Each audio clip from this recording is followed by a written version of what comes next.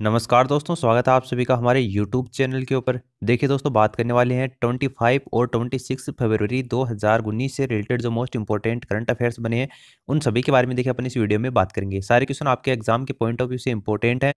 देखिए आज का सेशन अपन शुरू करते हैं। आज का पहला क्वेश्चन है, राष्ट्रीय युद्ध स्मारक का उद्घाटन किसने किया है? तो देखिए प्रधानमंत्री नरेंद्र मोदी के द्वारा किया गया है। ऑप्शन फर्स्ट इसका राइट आंसर होगा।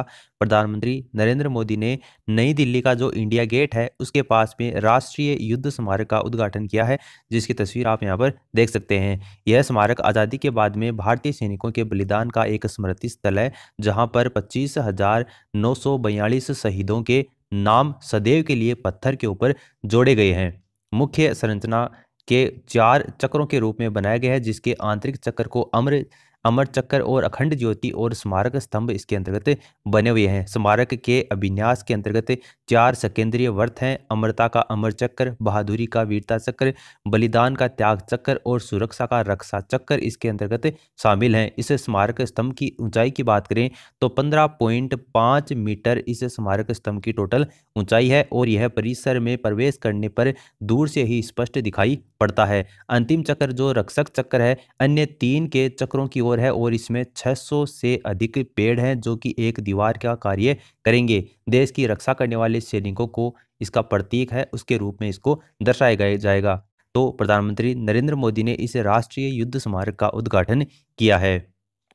नेक्स्ट क्वेश्चन आपको दे रखा है, राइजिंग इंडिया समिट 2019 में मुख्य भाषण किसने दिया? तो देखिए प्रधानमंत्री नरेंद्र मोदी के द्वारा ही दिया गया है। प्रधानमंत्री नरेंद्र मोदी ने नई दिल्ली के अंतर्गत आयोजित राइजिंग इंडिया समिट 2019 के दूसरे संस्करण के अंतर्गत मुख्य भाषण दिया है। इस वर्ष में इस समारोह का विषय रहा है, राजनीति से परे राष्ट्रीय प्राथमिकता का सीमांकन। भारत की सफलताओं की सराहना और भविष्य पर विचार करने के लिए नई दिल्ली के अंतर्गत विभिन्न क्षेत्रों के प्रतिष्ठित और असाधारण उपलब्धि वाले लोग एक मंच के ऊपर आए हैं। तो राइजिंग इंडिया समिट 2019 का मुख्य भाषण किसने दिया है? प्रधानमंत्री नरेंद्र मोदी के द्वारा दिया गया है। नेक्स्ट क्वेश्चन आपको दे रखा है, वायरल हेपेटाइटिस को समाप्त करने के लिए राष्ट्रीय कार्यक्रम किसके द्वारा शुरू किया गया है?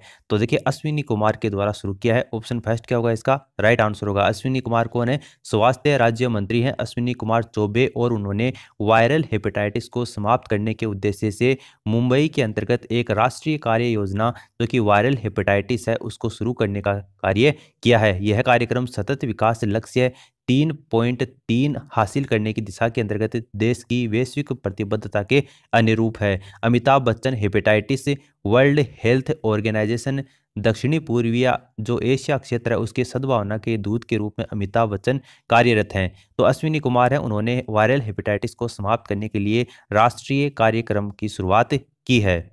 नेक्स्ट क्वेश्चन आपको दे रखा है, किसानों को 2,000 रुपए की पहली किस्त हस्तांतरित करके प्रधानमंत्री किसान योजना किसके द्वारा शुरू की गई है? तो देखिए प्रधानमंत्री नरेंद्र मोदी के द्वारा शुरू की गई है। प्रधानमंत्री नरेंद्र मोदी ने उत्तर प्रदेश का गोरखपुर जिला है वहां पर प्रधानमंत्री किसान योजना शुरू की है, जिसको प्रधानमंत्री किसान सम्मान निधि योजना के नाम से भी जाना जाता है। एक बटन दबाकर प्रधानमंत्री नरेंद्र मोदी ने इलेक्ट्रॉनिक रूप से जो चयनित किसान है उनको 2,000 रुपए की पहली किस्त है वो स्थानांतरित की है। प्रत्यक्ष लाभ हस्तांतरण के माध्यम से धनराशि सीधे लाभ लेने वाले जो व्यक्ति हैं उनके बैंक खातों के अंतर्गत ट्रांसफर की जाएगी। जो धनराशि है वो 2,000 रुपए की 3 समान किस्तों के अंतर्गत दी जाएगी, जिससे देश के 12 करोड़ से अधिक जो किसान हैं उनको लाभ होगा। अंतरिम बजट 2019-20 के अंतर्गत प्रधानमंत्री किसान सम्मान निधि योजना की घोषणा की गई थी। इस योजना के तहत 2 हेक्टेयर तक की भूमि वाले जो छोटे और जो सीमांत किसान परिवार हैं उनको प्रत्येक वर्ष 6,000 रुपए दिए जाएंगे। जो पात्र हैं इस योजना के लिए उनको लाभ स्थानांतरित करने की योजना 1 दिसंबर 2018 से ये योजना है वो प्रभावी हो चुकी है। तो प्रधानमंत्री नरेंद्र मोदी के द्वारा उत्तर प्रदेश के गोरखपुर जिले में प्रधानमंत्री किसान योजना है उसका शुभारंभ किया गया है। नेक्स्ट क्वेश्चन आपको दे रखा है, अरुणाचल प्रदेश के अंतर्गत NERTPS के तहत इंटीग्रेटेड लार्ज स्केल एरी फार्मिंग की शुरुआत किसने की है? तो देखिए स्मृति ईरानी के द्वारा की गई है।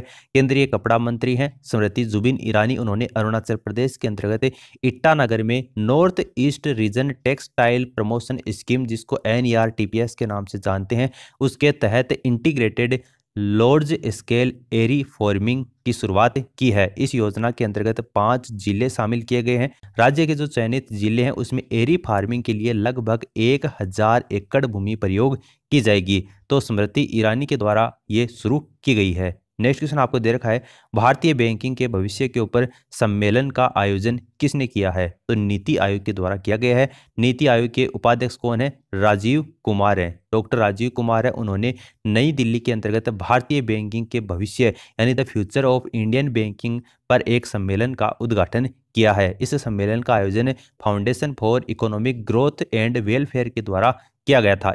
नेक्स्ट क्वेश्चन आपको दे रखा है, द फेवरेट के लिए सर्वश्रेष्ठ अभिनेत्री का ऑस्कर अवार्ड किसने जीता है? तो देखिए उनका नाम है ओलिविया कोलमैन। ओलिविया कोलमैन ने लॉस एंजलिस के अंतर्गत आयोजित 91वीं अकादमी ऑस्कर समारोह के अंतर्गत द फेवरेट के लिए सर्वश्रेष्ठ अभिनेत्री का पुरस्कार जीता है। ब्रिटिश अभिनेत्री को पीरियड कॉमेडी ड्रामा में क्वीन एनी के रूप में उनकी अदाकारी के लिए पुरस्कार जीता है। रोमी मालेक ने एक जीवनी फिल्म जो कि बोहेमियन रैप्सोडी है उनके लिए सर्वश्रेष्ठ अभिनेता का पुरस्कार जीता है। तो द फेवरेट के लिए सर्वश्रेष्ठ अभिनेत्री का ऑस्कर अवार्ड किसने जीता है? ओलिविया कोलमैन ने जीता है, जिसकी तस्वीर आप यहाँ पर देख सकते हैं। नेक्स्ट क्वेश्चन आपको दे रखा है, अफगानिस्तान ने चाबहार बंदरगाह के माध्यम से किस देश को निर्यात किया है? तो भारत देश को निर्यात किया है। अफगानिस्तान ने ईरान के चाबहार बंदरगाह के माध्यम से भारत को निर्यात प्रारंभ कर दिया है, क्योंकि स्थलरूद्ध देश अपनी अर्थव्यवस्था को सुधार करने के लिए विदेशी बाजारों के अंतर्गत पहुंच बना रहा है, जिसकी तस्वीर आप यहाँ पर देख सकते हैं। अफगानिस्तान के राष्ट्रपति हैं अशरफ गनी ने पश्चिमी निमोज प्रांत के जारंज शहर में नए निर्यात मार्ग जो चाबहार मार्ग है उसका उद्घाटन किया है। भारतीय राजदूत जो विनय कुमार हैं उनके अनुसार काबुल और नई दिल्ली के बीच में हवाई गलियारे के शुभारंभ के बाद में भारत ने अफगानिस्तान के निर्यात में 40% की वृद्धि हुई है। अब अफगानिस्तान का निर्यात मौजूदा $1 बिलियन से बढ़कर अगले वर्ष $2 बिलियन हो जाएगा। दरअसल चाबहार बंदरगाह भारत, ईरान और अफगानिस्तान के बीच में एक अच्छे सहयोग का परिणाम रहा है। तो अफगानिस्तान ने चाबहार बंदरगाह के माध्यम से भारत देश को निर्यात किया है। उसके बाद देखिए नेक्स्ट क्वेश्चन आपको दे रखा है, वर्ष 1981 के बाद में पहली बार दुनिया का सबसे बड़ा कौन सा जीव देखा गया है? तो इसका राइट आंसर होगा मधुमक्खी। शोधकर्ताओं की एक टीम ने इंडोनेशिया के अंतर्गत दुनिया की सबसे बड़ी मधुमक्खी देखी है, जो कि एक मनुष्य के अंगूठे के जितनी बड़ी है, जिसकी तस्वीर आप यहाँ पर देख सकते हैं। वेलेस की विशालकाय मधुमक्खी यह दुनिया की सबसे बड़ी प्रजाति की मधुमक्खी है। यह पहली बार है जब वर्ष 1859 में प्रख्यात वैज्ञानिक जो अल्फ्रेड रसेल वोलेस हैं उनके द्वारा खोजी गई थी और उसके बाद में ये विलुप्त हो गई थी। तो ये 1981 के बाद में पहली बार दुनिया का सबसे बड़ा जीव कौन सा देखा गया है? मधुमक्खी देखी गई है। नेक्स्ट क्वेश्चन आपको दे रखा है, भारत की ओर से पहली बार आईओसी की बैठक में किसको आमंत्रित किया है? तो आईओसी का मतलब क्या होता है? इस्लामिक सहयोग संगठन, और इसके अंतर्गत भारत की ओर से पहली बार सुषमा स्वराज को आमंत्रित किया है। विदेश मंत्री हैं सुषमा स्वराज, उनको 1 और 2 मार्च 2019 को अबू धाबी के अंतर्गत इस्लामिक सहयोग संगठन में एक भाषण देने के लिए सुषमा स्वराज को इन्विटेशन भेजा गया है। यह पहली बार है जब एक गैर मुस्लिम देश ने किसी नेता को ओआईसी सम्मेलन के अंतर्गत आमंत्रित किया है। वह गेस्ट ऑफ ऑनर होगी और ओआईसी के विदेश मंत्रियों के परिषद के अंतर्गत 46वें सत्र की औपचारिक बैठक को भी संबोधित करेगी। भारत में 185 मिलियन मुसलमानों की उपस्थिति और इस्लामिक दुनिया के भारत के योगदान में एक अभिनंदनीय पहचान है। तो सुषमा स्वराज को इसके रूप में इनविटेशन भेजा गया है। नेक्स्ट क्वेश्चन आपको दे रखा है, AHF player of the year के रूप में किसे सम्मानित किया है? तो देखिए एएचएफ का मतलब होता है एशियाई हॉकी महासंघ, और उसके रूप में मनप्रीत सिंह को सम्मानित किया है। एशियाई हॉकी महासंघ ने भारतीय कप्तान जो मनप्रीत सिंह हैं उनको वर्ष 2018 के लिए player of the year award से सम्मानित किया है। महिला टीम की स्ट्राइकर लालरेम सियामी जो कि 18 साल की हैं उनको rising player of the year पुरस्कार से सम्मानित किया है। तो इसमें मनप्रीत सिंह क्या होगा? इस क्वेश्चन का राइट आंसर होगा। नेक्स्ट क्वेश्चन आपको दे रखा है, अपूर्वी चंदेला ने महिलाओं की 10 मीटर एयर राइफल प्रतिस्पर्धा के अंतर्गत कौन सा पदक जीता है? तो देखिए इन्होंने स्वर्ण पदक जीता है। अपूर्वी चंदेला हैं और उन्होंने नई दिल्ली के अंतर्गत जो doctor Karni Singh shooting range है उसमें महिलाओं की 10 मीटर एयर राइफल पिस्टल के अंतर्गत स्वर्ण पदक जीता है। यह ISSF विश्व कप 2019 में भारत का पहला पदक है। उन्होंने फाइनल के अंतर्गत 9 अंक दर्ज करके एक नया विश्व रिकॉर्ड बनाया है।